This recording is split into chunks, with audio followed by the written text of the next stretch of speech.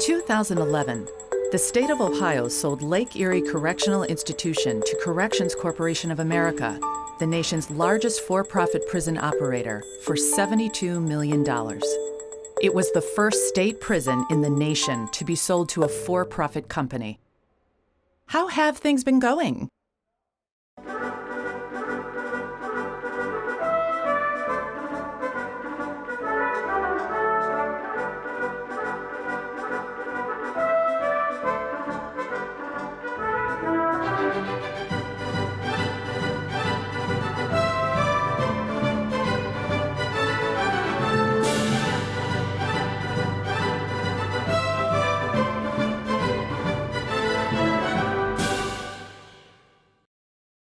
My name is Ralph Mackey.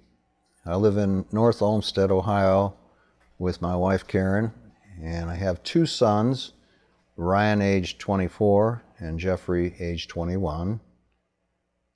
My relationship to Lake Erie Correctional Institute is that of a parent of an inmate. My name is Kimberly Knopfsinger, and I live south of Canton in Magnolia, Ohio, and I am affiliated with Lake Erie Correctional Institution because I have a loved one that is in there.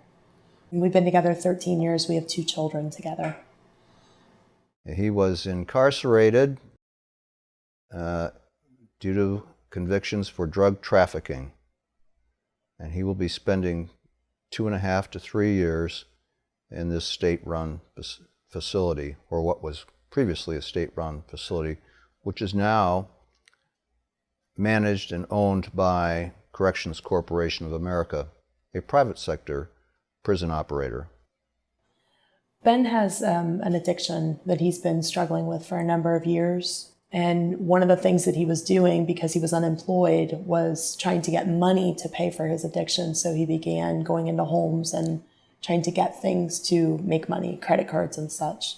When I found out about Lake Erie online, I read all of those things, and Ben had already told me it was the one place he didn't want to go. And I didn't tell him anything I read online, and his letter said everything that the newspapers had said about it. He was saying that there were drugs everywhere. You could get crack, you could get heroin, you could get pot. They were making hooch, and he said there were cell phones everywhere, and there was so much violence. If we have the ability as a state and as a society to arrest, convict, and incarcerate one of our citizens, where is the responsibility for taking proper care of that individual then? The bottom line is we are failing.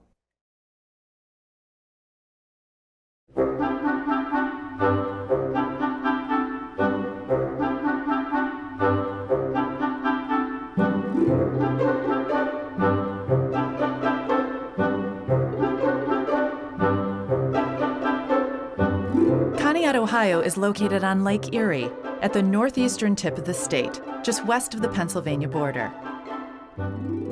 Lake Erie Correctional Institution sits 1 mile east of downtown Conneaut.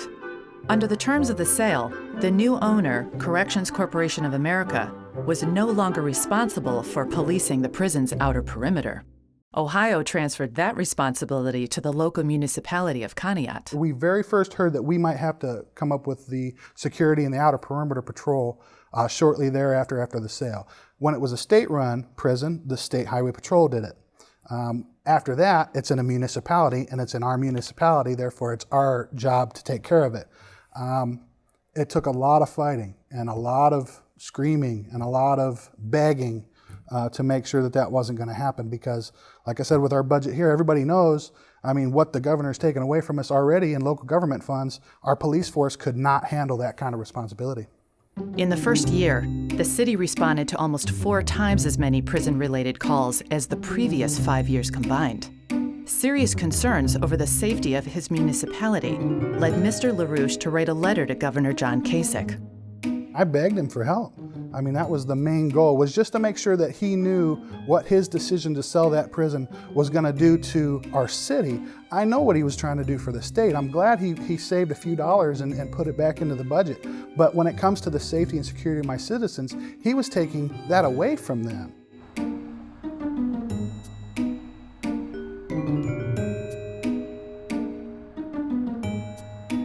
This prison grew by 300 in the first couple months. We took a tour of the prison shortly after the sale, and they were doubling bunks and they were getting ready for this huge influx of people.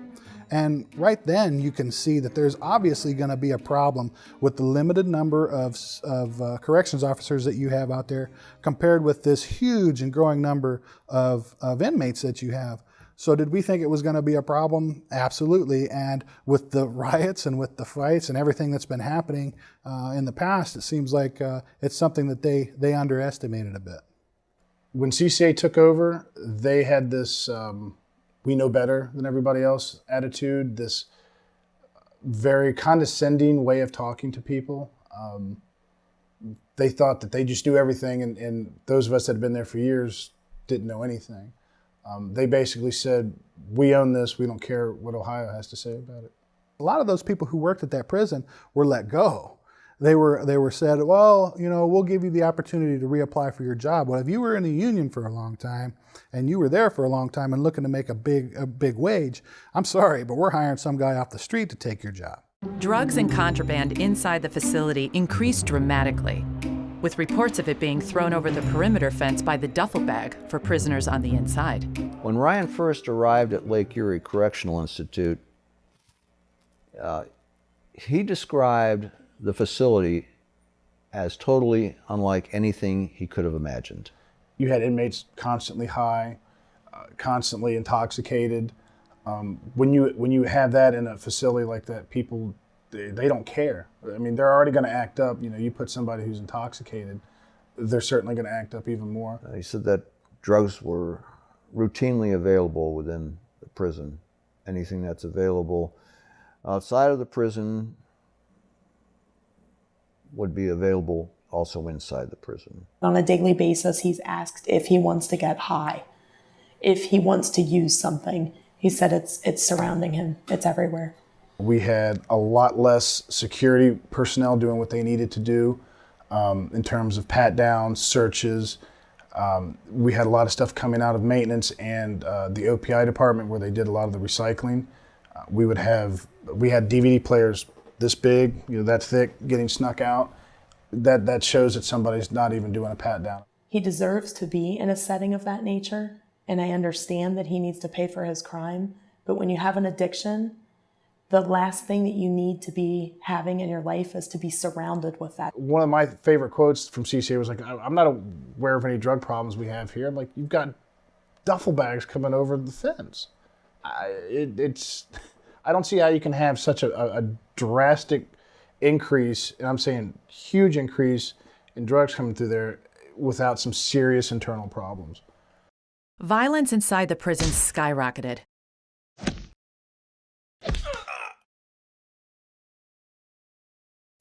When NTC was there, if we saw a fight, our job was to go in and break the fight up. We actually had a fight breakup technique that we were taught through ODRC. When CCA came in, they said, no touching, you don't touch the inmates, you don't break up the fight, you let them sit there and fight. And we're all kind of like, so what, one of them gets killed, then I get sued for being there? CCA wanted us to use chemical munitions, OC spray. I was certified with it, they never gave it to me. Lots of people who were certified with it didn't have it. There was a very slow transition to being able to respond to things. Basically, you were scared to break up a fight because you didn't know what was going to happen. Within 3 months, those inmates knew that we couldn't do anything because we were afraid to lose our jobs. Officers were punished for doing their jobs under ODRC. So once those inmates realized we couldn't do that, they totally took control of that prison. So we're dealing with a situation where, you know, if it's called an anarchy, an absence of the rule of law, that's the prison. That's the prison that doesn't have adequate resources. And why, you ask, that they don't have adequate resources? I think it's only attributable to one thing. That's called profit. You can only cut so many things before the security starts to diminish. And I think that's probably where they got caught with their pants down a little bit. In order to reduce operational costs and satisfy shareholders, Many rehabilitation programs were slashed or cut entirely. Pretty much the entire schooling system we had there was shut down. A lot of programs were not available to them, I believe because of cost. I also believe because of incompetence, that they didn't know how to run it, but they thought they did, and they didn't want to take anybody's advice on how to run it. Ryan signed up for a course in computer repair. They sit in front of a computer screen and play computer games. There is absolutely no instruction on computer repair, and yet they're being paid to provide this education to inmates to help them prepare for a possible career on the outside. Kent State used to work there with them under MTC, but for whatever reasons there was a falling out between CCA and Kent State.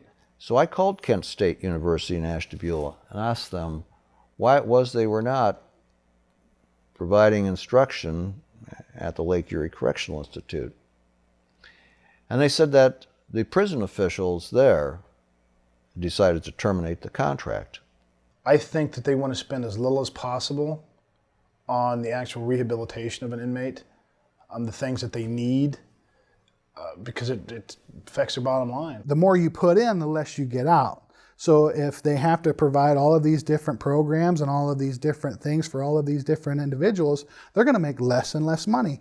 They are not there to give a crap about you or your friends or anybody else who is in that prison. They are there to make sure that their shareholders are happy at the end of the day. Since 2009, CCA's stock price has risen more than 400%, from $10 to over $40 per share. The cost-cutting measures they try to make affect the prisoners in a negative way. Less programs, less time, less resources.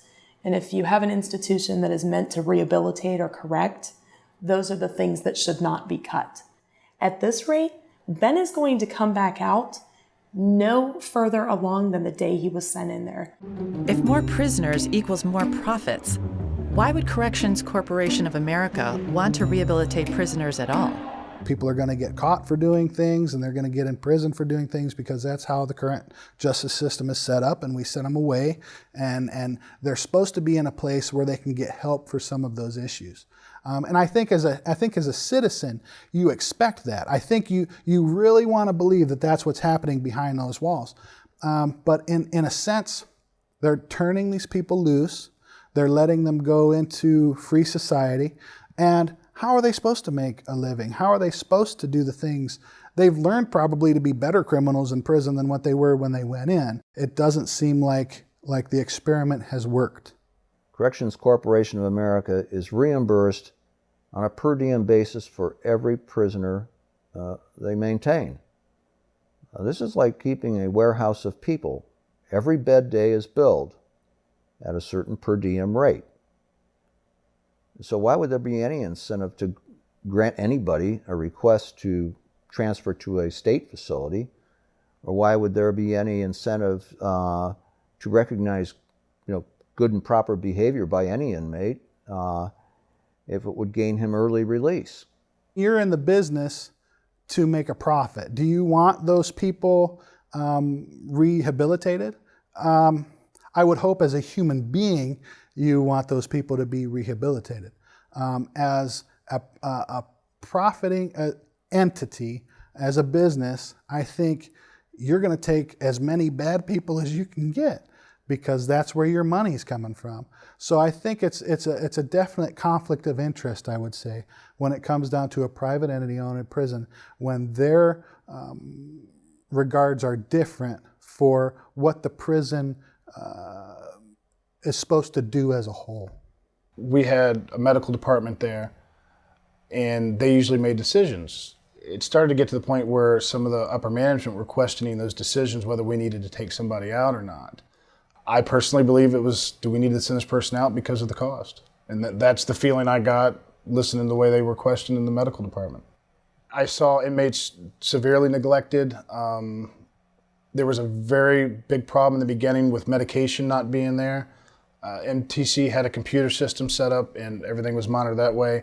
That immediately went out the door, and I want to say for the first couple of weeks there were several inmates who went without much needed medication, not just your,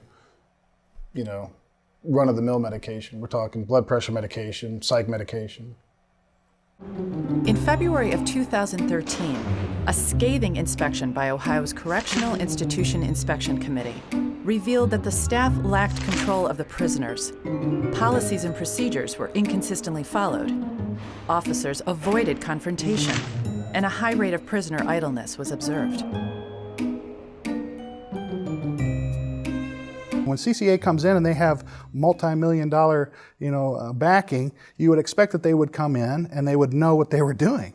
That didn't prove to be the case the first, year or so. CCA owned the facility and the grounds, but the state still owned the inmates.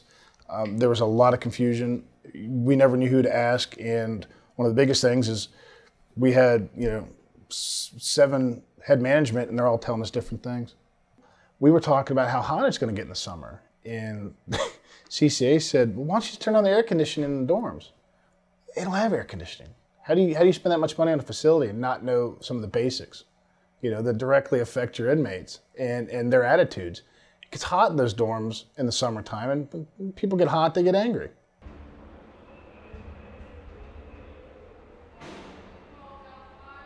Our head maintenance director, he quit in a very short time. Complaints that he wasn't able to get the parts he needed, things to keep the facility running. We constantly had bathroom facilities that were 2 and 3 toilets down out of 5, sinks constantly not working. They had inmates sleeping on floors. They had three inmates to a 2-bunk cell. There's not much room for 2 inmates in those cells, let alone 3. It's my understanding that they were having to use plastic bags to go to the bathroom in and things like that. My personal belief on why things weren't fixed or repaired was it was too expensive. More than a year after the takeover, and after a slew of damaging articles in the local and national press, Corrections Corporation of America began to work with city officials to make changes. They said it was growing pains, it was to be expected. My biggest thing is, as we're sitting there for the meeting, we get through this part of, here's our 9-point plan of what we're going to do. We're going to increase security. We're going to put up more cameras. We're going to put up more lights. We're going to increase fence size. We're going to put up razor wire. But you know what? We're going to have to wait till our next funding cycle to do that.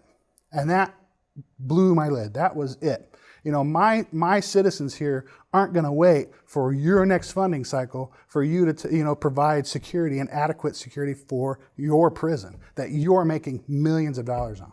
Did Ohio make the right decision? Was it wise to take the short-term financial gain at the expense of the long-term safety of the citizens of Conneaut and the rehabilitation of our prisoners?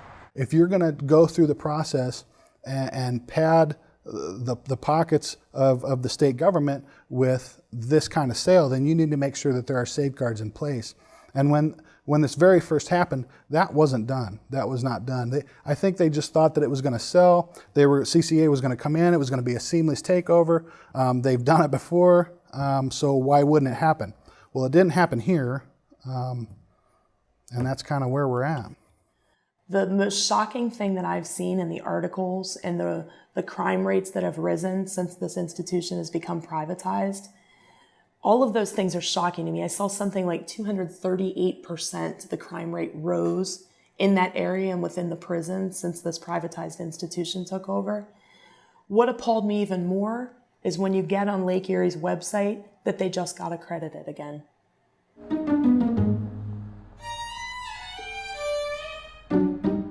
The fact that there is a company or a business or an entity or an individual that is making any sort of profit off of Ben's misfortune, his addiction, his crime that he committed because of that, disgusts me. I think it's only attributable to one thing. That's called profit.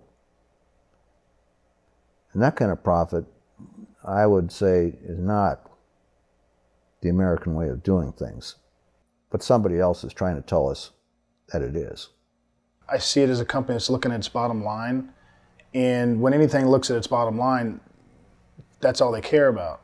The profit is derived from shorting all kinds of services and cutting back on a number of personnel assigned to that facility. Now, if you want to call that a savings to the taxpayer, so be it. But the idea or the notion that making profit at the expense of prisoners and their families is pretty disgusting to me.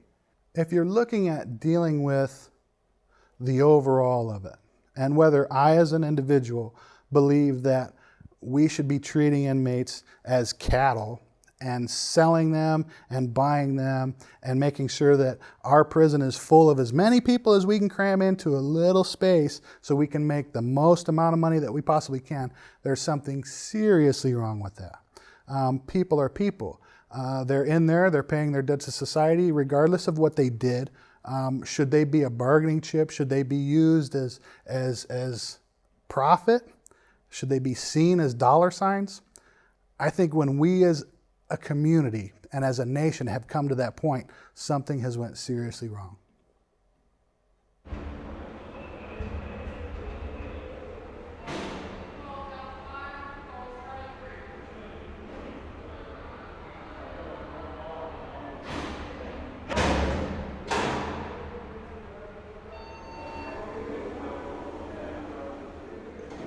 You can help to stop the privatization of Ohio prisons.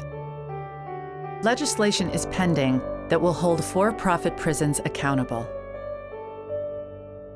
Demand action from your legislators. For more information, visit acluohio.org/prisonsforprofit.